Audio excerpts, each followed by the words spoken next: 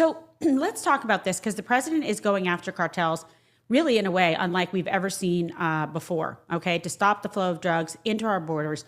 How effective can this be, and is it long overdue? Oh yeah, it's way overdue. I think most Americans would say to themselves, we've been letting people in the border, we've been letting a lot of drugs in. These guys have been acting with impunity.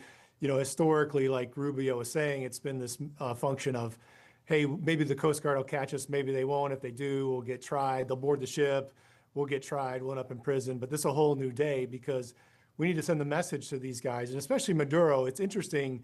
He's got an entire setup now where he's the kind of drug lord there. And I think that there's more money coming in from drugs to Venezuela for him than there is from oil at this point, because they have a completely vertically integrated machine from taking the cocoa leaves, processing it, transporting it up here and selling it on the streets in our cities.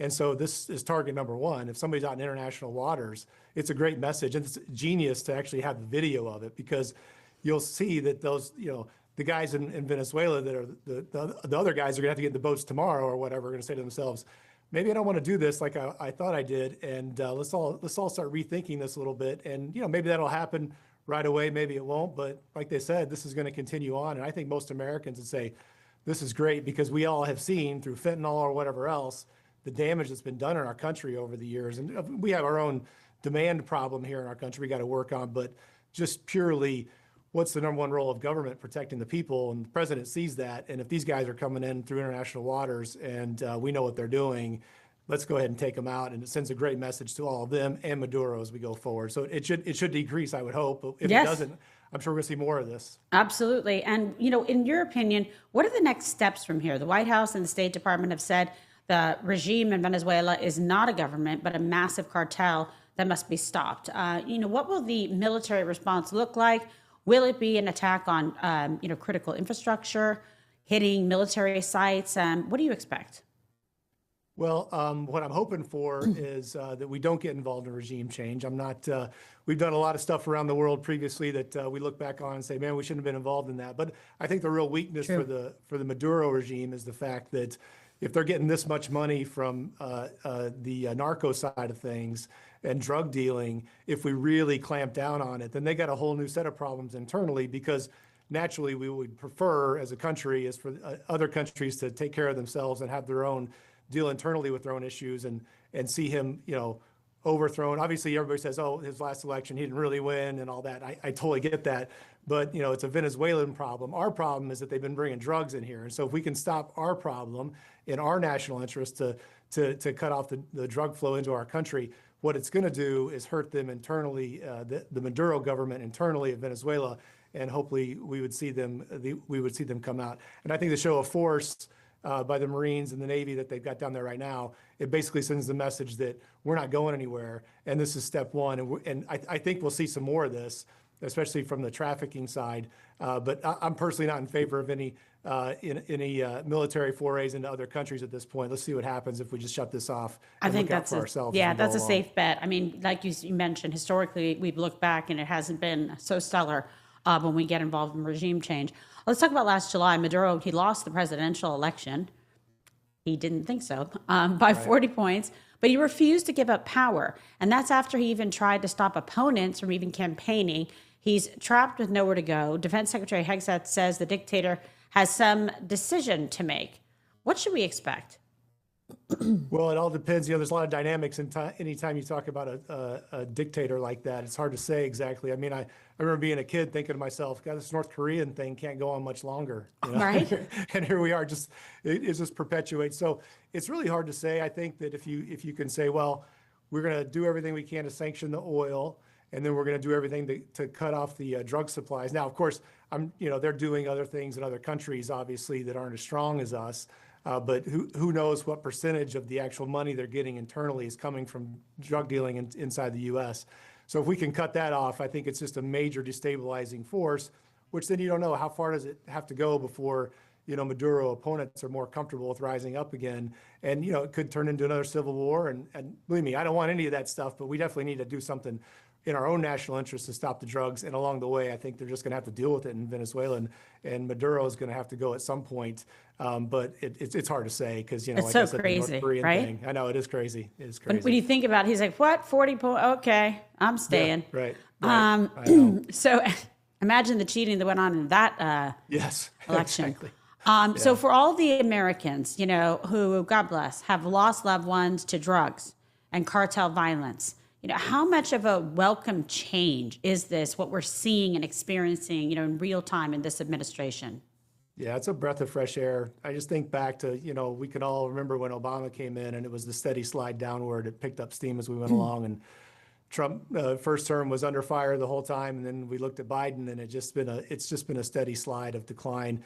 And this has been one of those things where I know me and, the people I deal with, and I'm sure most Americans are just like, what are we talking about? This many people dying every year from fentanyl, and we definitely have a demand problem, and I think we should be much more aggressive from our politicians talking about it, and just policy in general, and encouraging young people to stay away from this stuff, because we've kind of gotten too far away from that.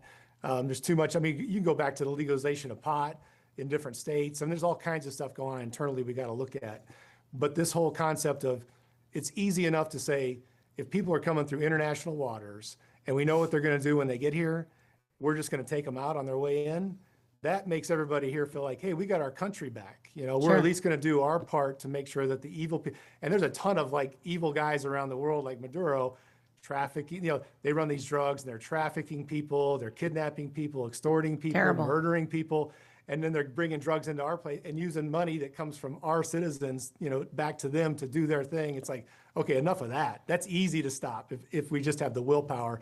And President Trump has the willpower. And that's a beautiful thing. And we just got to keep back in this play. And I think that we need to see demand under control better in our country. But this piece with externals doing what they want, it's got to stop. And I think he's committed to stopping. And the Mexican government, they're watching this too.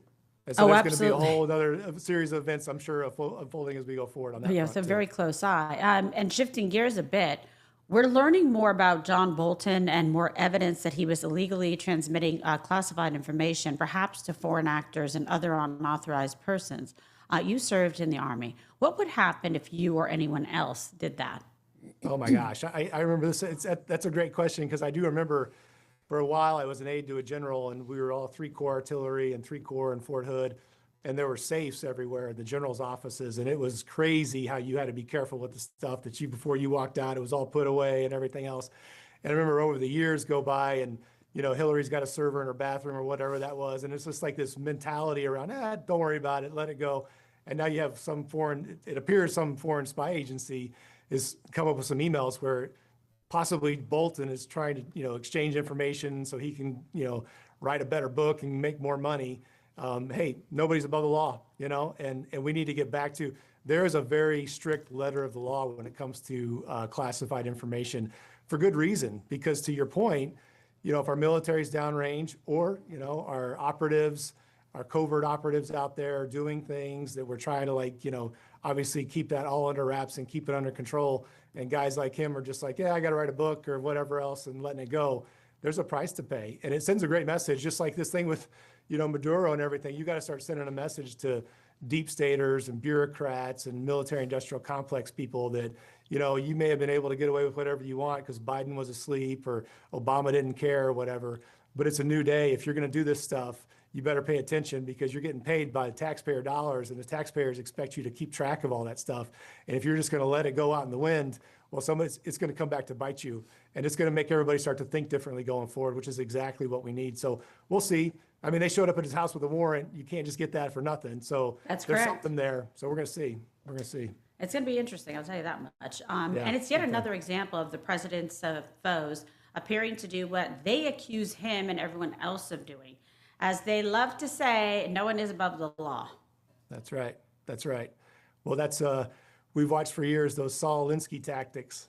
Yes. Whatever you're doing, accuse the other side of doing it, and narrow it down, and punish them like they are doing it. And it's the gaslighting, whatever you want to call it. And so, if this is I know real, some people like and he's that. been doing it, then he's gonna pay the price, And so I'm all in favor of it.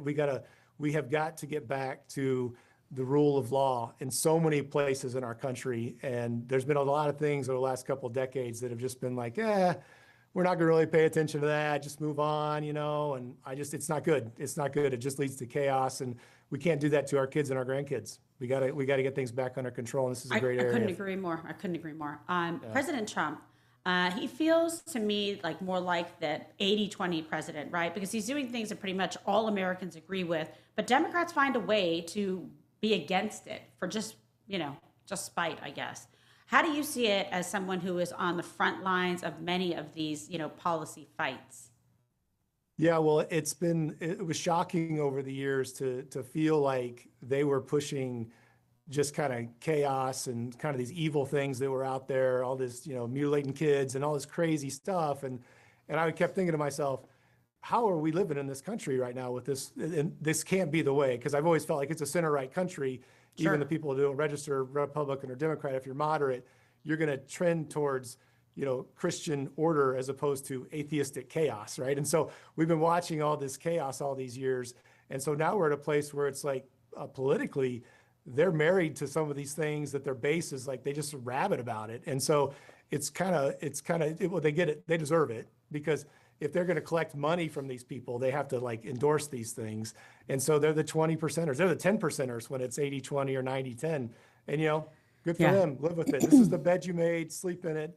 And so I think that as we go forward, as long as we keep doing the reasonable thing that tends towards, good order and discipline in our country, the kind of country we want to live in, the people in the middle will be like, the Republicans are a safer bet. So, Right. I think that's where we're going. So I'm couldn't be happier in a lot of ways. I'll tell you that. There's still a lot of problems, and we got to fix them. But as far as, a new day, we're definitely in it. And you see that there's, it's not just rhetoric, there's actions and consequences, and you're able to witness it, in real time.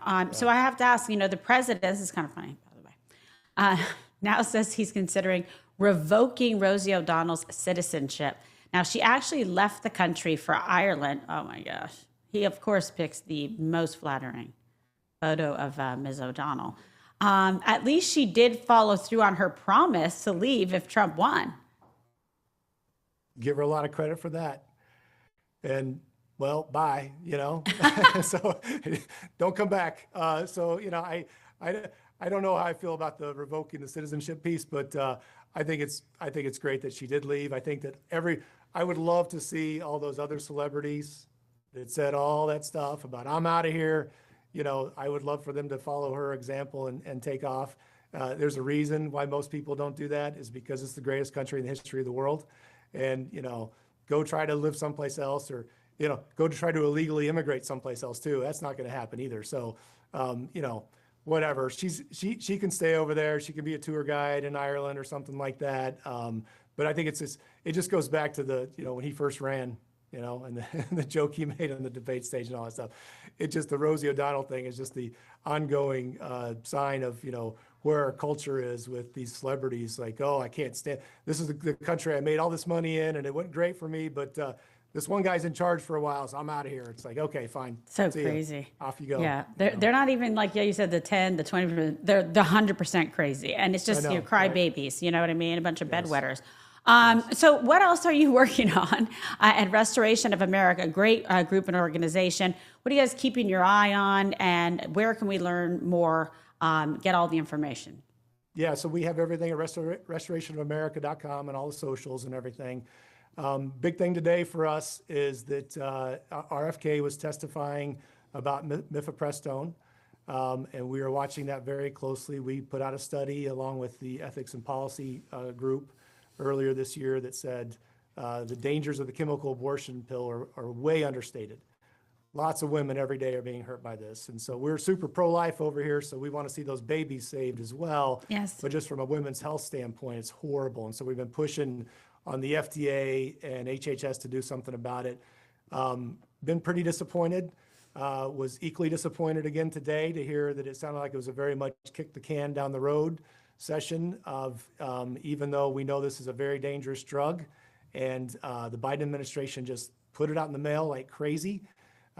We estimate there are about 710,000 chemical abortions last year.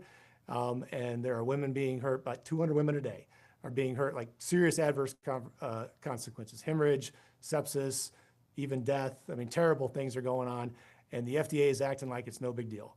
And we really want the administration to pay attention to this. We're going to be leaning into this heavily between now and the end of the session here.